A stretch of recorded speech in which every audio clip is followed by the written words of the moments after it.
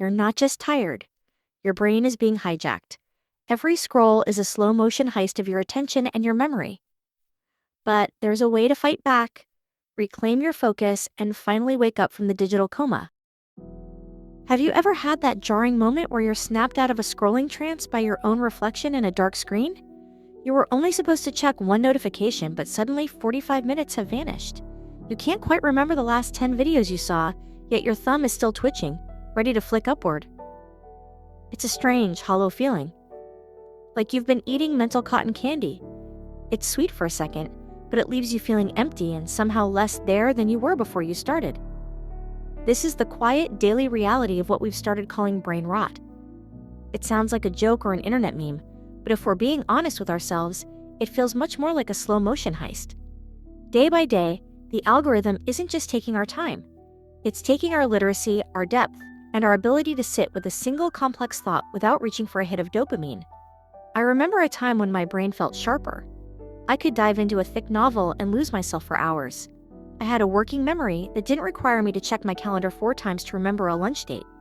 But somewhere between the endless reels and the curated feeds, that version of me started to fade. I stopped journaling.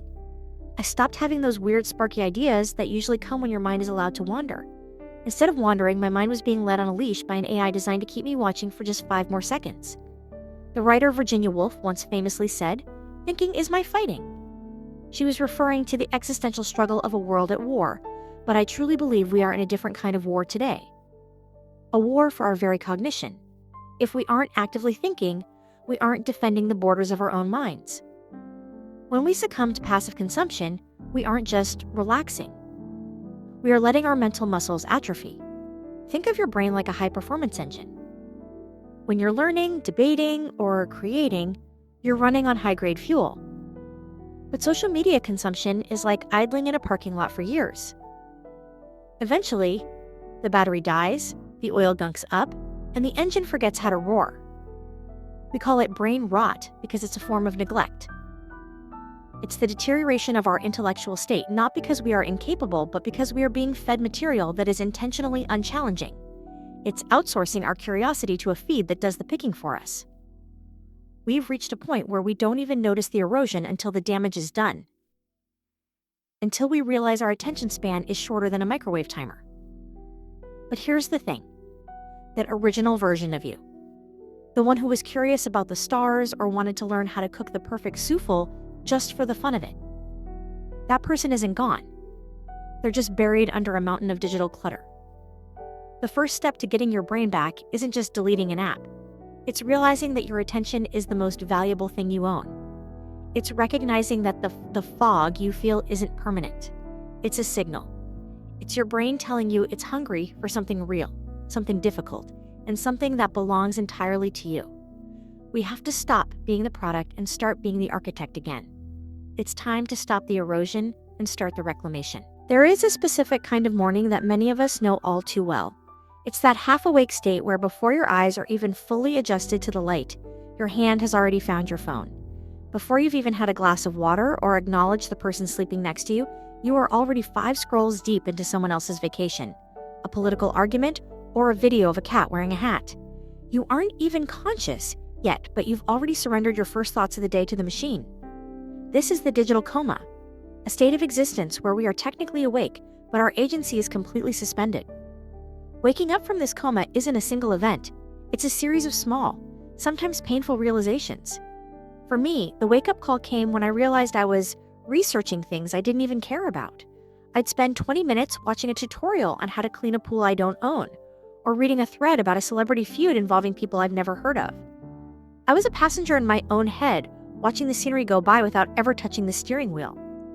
The terrifying thing about this coma is how seductive it is. During periods of isolation or stress, the feed feels like a friend. It distracts us from loneliness. It makes us feel connected to a world that is actually just a sequence of pixels. But it's a false connection. It's like drinking salt water to quench your thirst. The more you consume, the more dehydrated your soul becomes. You might feel busy or informed, but if you look back at your day, can you point to a single moment where your brain was truly engaged? The moment you decide to wake up is the moment you reclaim your cognitive reserve. If you've ever felt like your memory is shot, Like you can't remember the name of that movie you saw last week or the book you finished a month ago, it's likely because you've stopped building the neural connections that keep your brain muscles strong. Science tells us that a healthy brain is one with a dense web of connections between cells. When we scroll passively, we aren't creating new paths. We're letting the old ones grow over with weeds. Waking up means acknowledging that using it or losing it is a biological reality. We've been led to believe that intelligence is a fixed state, but it's actually more like a garden. If you stop watering it, if you stop pulling the weeds of triviality, the garden withers. The fog we live in isn't just fatigue. It's the sound of a brain that is bored to tears. It's the sound of a mind that was built for problem-solving, creativity, and deep thought being forced to survive on a diet of 3-second hooks and nonsense sounds. So how do we actually snap out of it? It starts with the realization that you don't need to be fixed by an Instagram guru or a productivity app. You don't need a private tutor or a masterclass. You just need to re-engage with the world on your own terms. It's about moving from a state of passive consumption to active participation. Waking up is realizing that the boredom you feel when you put your phone down is actually the threshold of creativity. It's the moment your brain starts to itch because it wants to do something. That itch is a gift. It's the sign that your cognitive spark is still there, waiting for you to feed it something substantial. It's the moment you stop asking the algorithm, what should I look at next? And start asking yourself, what do I want to know? That shift, from being a spectator to being an explorer, is the most rebellious act you can perform in the modern age. Waking up from the digital coma is the first step, but the hardest part is staying awake when the world wants you to keep scrolling. If you're feeling that brain fog and you're ready to start building those neural connections right now, I've put together a roadmap for you. It's called 30 Days to a Better You. It's a practical guide designed to help you bridge the gap between passive consumption and active growth. Think of it as the jumpstart your cognitive gym needs. You can find it at the link below. Let's turn that itch for change into actual momentum. If you wanted to run a marathon or lift twice your body weight, you wouldn't expect it to happen by sitting on the couch watching Olympics highlights. You'd know intuitively that you have to sweat, you have to strain, you have to push against resistance. Yet, for some reason, we've collectively forgotten that the brain operates on the exact same principle. We've traded the heavy lifting of deep focus for the light, airy fluff of digital snacks, and then we wonder why our mental muscles feel like they've turned to jelly. Building a gym for your brain isn't about going back to a stuffy classroom or preparing for a standardized test. It's about a fundamental shift in how you treat your gray matter. It's about moving toward the cognitive reserve hypothesis. This idea is beautifully simple. A healthy, high-capacity brain is one where the cells are densely connected. Every time you learn something new, I mean really learn it, not just watch a video about it, you are firing up those cells and forcing them to build new bridges. You are literally expanding the infrastructure of your mind. But here is the catch. Your brain is a bit of a lazy genius. It wants to conserve energy. It loves the path of least resistance. This is why brain rot is so insidious. It feels good because it requires zero effort. It's the mental equivalent of being pushed in a stroller as an adult. Sure, you're moving, but you aren't getting any stronger. To build your cognitive gym, you have to introduce desirable difficulty. You have to choose activities that make your brain grunt a little bit. Think about the difference between watching a 30-second clip of someone baking a loaf of bread and actually trying to cultivate a sourdough starter yourself. The video is passive. It's over before your brain even has to process the why. But the moment you stand in your kitchen, wondering why your dough didn't rise, your brain is alive. It's troubleshooting. It's recalling information. It's analyzing variables like temperature and hydration. That is a workout. That is a set of mental deadlifts. This gym doesn't require an expensive membership. Its equipment consists of an internet connection, a notebook, a bit of time, and a lot of curiosity. The beauty of self-education as a workout is that it relies on intrinsic motivation. When you were in school, you probably studied to avoid a failing grade or to please a teacher. That's external pressure. But when you decide to teach yourself Latin or piano, or the intricacies of 19th century literary theory just because you want to, the engagement is deeper. You aren't doing it for a promotion. You're doing it because it enriches the very fabric of your life. We often hear that self-education is a soft skill for the labor market, but let's look past the resume for a second. The real reason to build this gym is for the sheer childlike wonder of it. It's about reclaiming the ability to do something hard simply because it makes you more interesting to yourself. In this gym, your curiosities are the weights. If you've always wondered how forensics works because you watch too much true crime, don't just watch another episode. Grab a textbook on biology. If you like the aesthetic of old libraries, don't just scroll through dark academia photos. Actually read the classics. The goal isn't to become a world-renowned expert in everything. The goal is to keep the connections between your brain cells from fraying. When you challenge yourself to process information at a deeper level, you aren't just learning a fact. You're building a defense system against cognitive decline.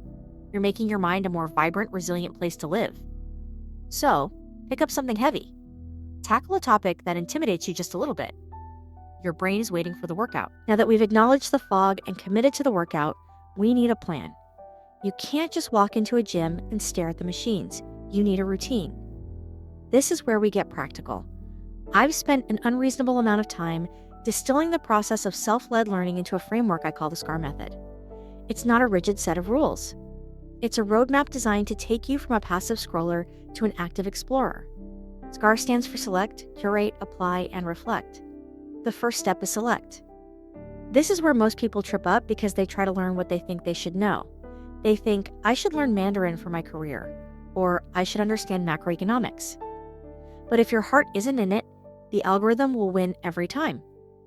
You need to focus on what you are genuinely, almost selfishly, drawn to. Look at your For You page, not as a consumer, but as a detective. Do you stop scrolling for wood-turning videos? Maybe you don't need more videos. Maybe you need to study the physics of carpentry. Do you have 50 tabs open about ancient history? That's your brain signaling its hunger. Select a topic that feels like a treat, not a chore. Once you have your what, you move to curate. We live in an age of information abundance, which is a blessing that feels like a curse. It's so easy to get overwhelmed by 50 different YouTube tutorials and 10 different books that you end up doing nothing. To fight this, I use the rule of 3. Find one foundational text, the Bible of the subject, one expert to follow someone whose teaching style resonates with you, and one active community, a subreddit, or a local group. By limiting your inputs, you create a container for your focus. You aren't just wandering the internet anymore. You've built a syllabus. Step 3 is where the real magic happens. Apply. This is the bridge between knowing and understanding. There's a famous concept called the Feynman technique, named after the physicist Richard Feynman. He argued that if you can't explain a concept to a 6-year-old, you don't actually understand it. Applying your knowledge means taking it out of your head and putting it into the world. If you're studying a language, speak it. Even if you're just talking to your dog. If you're learning to cook, don't just read the recipe. Explain the chemistry of why the butter needs to be cold to someone else. When you have to translate jargon into plain English, your brain has to work overtime to map out the logic. That's the click moment. That's where the brain rot vanishes. Finally, we have reflect. This is the part we usually skip because we're in such a rush to be experts. But reflection is where the learning actually sticks. It's a weekly audit of your own mind. Ask yourself, what was the hardest thing to explain this week? Where did I get stuck? What am I still curious about? I like to keep a commonplace book. A simple notebook where I jot down these insights. Reflection turns a linear path into a loop. It shows you the gaps in your knowledge so you can go back and curate better resources. The SCAR method isn't about getting a certificate or a grade. It's about putting yourself back in the driver's seat. It's a system that develops your critical thinking skills as a byproduct of whatever you're studying. You aren't just learning Latin or coding. You're learning how to learn. And in a world designed to keep you clicking and consuming, having a method to think for yourself is the ultimate survival skill. It's how you take the raw material of your curiosity and forge it into a mind that is uniquely, powerfully yours. There is a heavy, invisible pressure in our modern world to be productive or perfect at everything we touch. We've been conditioned to believe that if a hobby doesn't have a side hustle potential, or if we can't post a flawlessly edited video of our progress, then it's somehow a waste of time. But when we talk about reclaiming our brains from the scrape heap of social media, we have to embrace a radical, liberating concept, the joy of being a total amateur. To be an amateur, by its Latin definition, is to be a lover of something. It's doing a thing for the sheer, unadulterated love of the doing, not the result. When you start your journey of self-education, you are going to be bad at it. You're going to knit misshapen scarves that no human would ever wear. You're going to play piano scales that sound like a cat walking on a typewriter. You're going to try to speak a new language and realize you just told a waiter that your father is a bicycle. And that, believe it or not, is exactly where the healing happens. The brain rot algorithm wants you to be a polished consumer. It wants you to watch experts, do things so you feel the vicarious thrill of achievement without ever having to risk the embarrassment of trying. But when you give yourself permission to be an amateur, you break the spell. You move from the endless scroll of perfection to the messy reality of growth. There's a specific kind of beginner blues that hits a few weeks into learning something new. It's that moment when the initial excitement wears off and you realize just how far you are from being good. In the digital world, we just swipe away to a new shiny object. But in the real world of self-education, this is the crossroads. If you stay in that uncomfortable space, if you embrace the sucking at it phase, you are doing something the internet hates. You are being patient. This patience is the ultimate antidote to the dopamine loops of social media. The algorithm gives you a hit of reward every 3 seconds. Self-education might not give you a reward for 3 months. But when that reward finally comes, the first time you read a page of Latin without looking at a dictionary, or the first time a cake comes out of the oven looking like an actual cake, it is 1,000 times more potent than any like or retweet. It's a reward you earned with your own neural pathways. As you move through the SCAR method and build your cognitive gym, you'll find that you stop trying to get back to who you used to be and start becoming someone new. You become someone who values knowledge for its own sake. You become the kind of person who can sit in a quiet room with nothing but a notebook and a difficult thought and feel completely at home. This is the end of the story, but the beginning of a much better life.